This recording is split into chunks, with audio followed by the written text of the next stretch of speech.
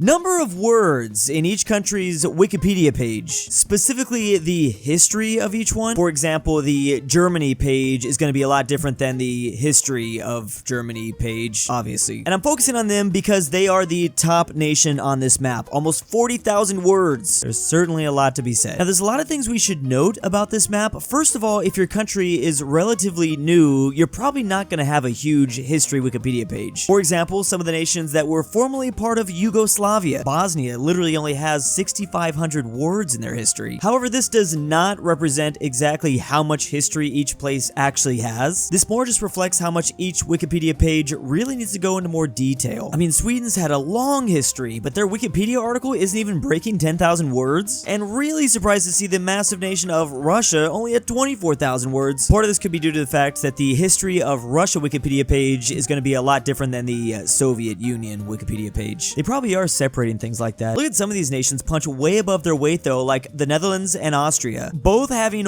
way more words than Italy. But again, yeah, I'm assuming the whole history of Rome is just a whole separate thing. Albania has more words than all of Greece. Again, probably a difference between Turkey and the Ottoman Empire. That same concept, except counties of England. Are they called counties? Okay, yeah, I think I got that right. Now, I believe this one is not specifically just referencing the history of each county, but just each county in general. Look at how much Greater Manchester has. How much is just about Manchester United? I'm definitely noticing a theme, specifically in the south. If you're along the coast, you tend to have more words than others. Inland, there isn't quite as much going on. Or maybe there's just not enough Wikipedia authors writing about this stuff. Bristol also had a lot of words. Distribution of the Karen people. This is, in fact, where all the Karens come from. I remember this being a huge thing during the whole Karen meme, but there is an actual group that identifies as Karens. There's even a Karen National Union flag. They actually have a lot of unique cultures going on. But most fascinatingly, this Karen population seems to really perfectly straddle Burma and Thailand, and it goes directly down the border, almost as if the population was split directly in half. Part of that probably has to do with this mountain range that also goes down these two countries. Probably why they made the borders the way they did. That must have been so confusing for these people just to like overnight become one of the most popular groups of people just randomly from the US. Have all these annoying Americans. Karens! The most searched for word definitions. Oh no, this is gonna be embarrassing, isn't it? Number one for the US, it's gaslighting. It's making someone seem or feel unstable. There's no way this is the US's number one word. You're making that up, aren't you? No one's gonna believe you. In Canada, it's woke. I'm literally so sick of this word. In Mexico, it's science. Now that is an English word, so maybe that's why. I agree with Belize. What is lupus? I've heard of it before. A disease that occurs when your body's immune system attacks your own tissues and organs. Ooh. Panama doesn't realize we live in it. Costa Rica with what is a job? Okay, yeah, definitely some of this has to be because, you know, these are Spanish-speaking countries searching up an English word. Puerto Rico? Brazil with, okay, global isolation. Peru's feeling lonely. Democracy, philosophy, state, and state. France clearly has some work they don't want to do. That just makes you feel sad, Portugal.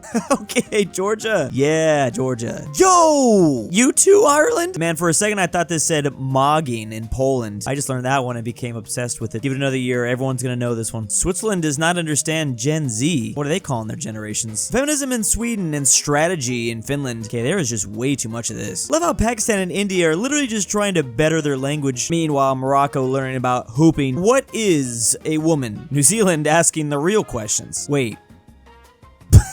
Has this word not entered Australia yet? Alright, to be fair, there's a lot of different things going on. First of all, there's a massive language barrier for a majority of these countries. Some of these places looking up pretty much slang words. Other ones just trying to figure out how to survive when it comes to this type of flow from volcanoes. Extremely dangerous. Bicycle usage or percentage of households that own a bike. I actually do not own a bike right now. I left it out in the sun for too long and it literally withered away. Like it became dust. I'm not even joking. Let's start all the way at the bottom. Jordan at only 5%, which to be fair, using a bicycle in this climate wouldn't be very fun. And it's probably the case for a lot of these bottom countries, Lebanon and Egypt as well. About a quarter of the Philippines population has a bike, while Kenya at 31%. Surprised that 42% of people in Russia can use a bike. Have you ever tried to use one of these in frigid temperatures? It is not fun. Then around the half halfway mark, we have Mexico, the UK, Spain, and USA at 53%, South Korea at 63%, tied with Italy. China's at 65%. That is actually a lot of people with a bike now that I'm thinking about it. India as well. India is the most populated country on Earth. It's over 500 million people. That's 1 billion people put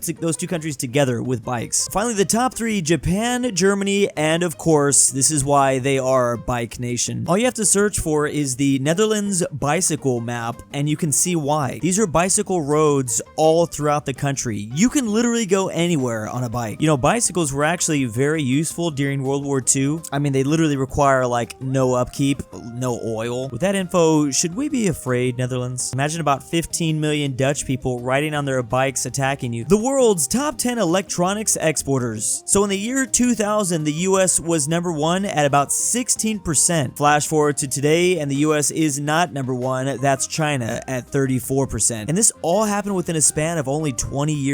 Just look at what happens to the US share. It literally becomes not even there. It's, what, are we in 7th? Well, at least we're still in the top 10. Look at Vietnam go, coming from literally nowhere in the year 2000 to 4th place now. Also, Taiwan moving from 4th place to 2nd place right behind China. That's insane. The little island of Taiwan makes 11% of the world's electronics, or country's share of total. Mexico down here saying it's not much, but it is honest work. Actually, if you think about it, 3% in 2000 and 3% in 2022 isn't necessarily the same. European capitals urban size. Now, unsurprisingly, London and Paris are going to be some of the biggest. In terms of population, it goes Moscow, Paris, London, and then Madrid. So obviously their urban size is going to kind of reflect their population here, except Madrid is significantly smaller than those other 3. Look at how massive Ukraine's Kyiv is. Something we have to keep in mind too is the geography of where each capital is located. Some are a bit more mountainous than others. Yeah, now I want to see Mexico City or Tokyo because they are massive. It's literally not even a fair comparison. A minimalistic map of the world. This is literally a world map made with only circles. And I can actually see what's going on. This is clearly a North America and South America. There's big old thick Africa and Asia. That is definitely a Europe with a Mediterranean Sea. Finally, we have Australia, which I'm now realizing Australia does kind of have like a half circle shape down here. That's honestly a little suspicious how perfect that is. Of course, they can include islands because this is a minimalistic map, but then again, I guess they kind of could. But every circle you include, the less minimalistic it becomes. Yo, look, I can literally see Brazil. And this is South Africa. This is literally a work of art. What is Googled more, the European Union or the Soviet Union? And the answers might shock you. Only because the Soviet Union hasn't been around for over 30 years, yet they are still extremely relevant to this day, apparently. Whereas the European Union is still a massive force here today. So almost all of North America is searching the European Union, except for old Cuba. They miss their old pal, don't they? Then there's Chile and Brazil. Perhaps Brazil is searching the European Union more because they're in like the BRICS economic organization with Russia and stuff. I don't know. There's probably a lot of reasons. Not very surprised to see the former Soviet states searching up the Soviet Union. So that's all of Central America, a lot of the Caucasus Mountains, but not all of them. Georgia probably wants into the European Union, which why they're searching for the former more. Same with the Baltics and Finland. The whole division of Korea had to do with the Soviet Union, so I can see why they're searching that more. Also, I'm not sure how much they really care about the European Union, but surprised Japan's so focused on the EU. Of course, the Vietnamese had a nice relationship with the Soviet Union, as well as Indonesia. I feel like the further away you go from Europe, it would be more understandable that they wouldn't be searching up the European Union. They'd be searching up the Soviet Union more, just to like learn about it. You know, I think that's part of this. Look at Iran search up the Soviet Union. I know this map is still pretty one-sided towards the EU, but again, like I said in the very beginning, the fact that the Soviet Union does not exist anymore and it's still getting this many searches is incredible. It still makes a pretty big impact to this day. This is Little Rock, Arkansas, before and after they constructed the I-630 or the I-630. I don't know how you're supposed to say it. The I-630. I'm now just realizing we call freeways like different names. Like this is the 405. You say each digit, but this is the 110 and the 210. You say the first digit and then you combine the last two. The 605, the 710. Is that just a Californian thing? Anyways, watch how much Little Rock, Arkansas changes before and after. So this is from 1960 before they built this